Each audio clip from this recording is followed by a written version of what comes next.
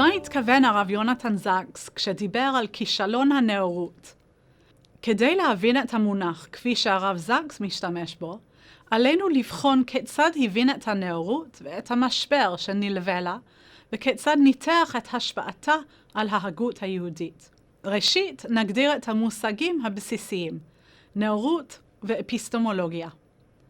אפיסטמולוגיה, מהמילה היוונית אפיסטמה, שמשמעותה לדעת, היא חקר הידע והאמת, או תורת ההכרה. האפיסטמולוגיה עוסקת בשאלות כיצד אנו יודעים מה אנחנו יודעים, מהם המקורות לידע ומהן הדרכים לבחינת ידיעותינו. כשמדובר בנאורות או השכלה, הכוונה היא לתקופה היסטורית במאות ה-17 וה-18, שבה החלה התפתחות משמעותית במחשבה האנושית. תקופה זו אופיינה במאמץ לבסס את הידע האנושי על יסודות השכל, ההיגיון והמדע, וכן על ערכים של חירות, שוויון, סובלנות וקדמה. הוגי הדעות של התקופה, כמו רנה דקארט, ז'אן ז'אק רוסו ועמנואל קאנט, שמו את מבטחם במחשבה הטהורה, תוך העדפת ידע מדעי מבוסס ראיות על פני אמונות מסורתיות ודתיות. אף על פי שהרב זקס הזדהה עם ערכים המרכזיים של הנאורות, כגון שוויון, סובלנות ותבונה, הוא גם הצביע על כישלונותיה במובנים רבים. Nietzsche said, God is dead, and we have killed him.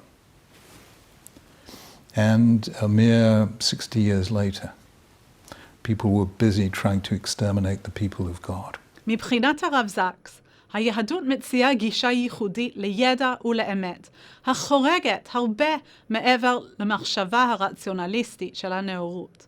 אולם, לטענת הרב זקס, הנאורות, שהציבה את הדגש על הרציונליזם והאוניברסליות, מנעה מן היהודים לממש את הפוטנציאל המלא שלה, ותרמה לנתקים מהשורשים התרבותיים והרוחניים.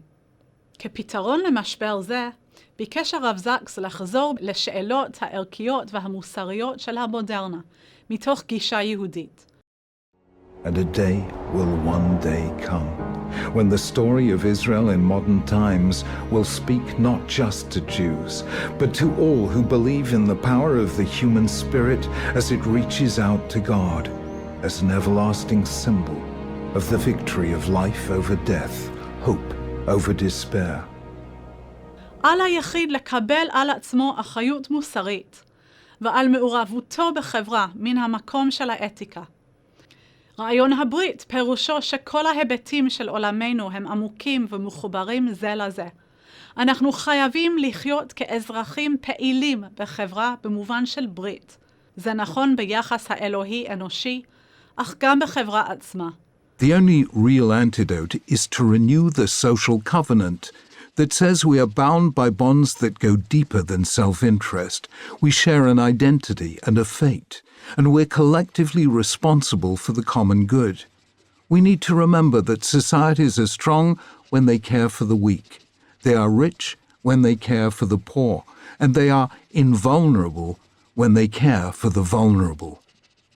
When we restore the social covenant, we defeat the politics of anger and recreate the politics of hope.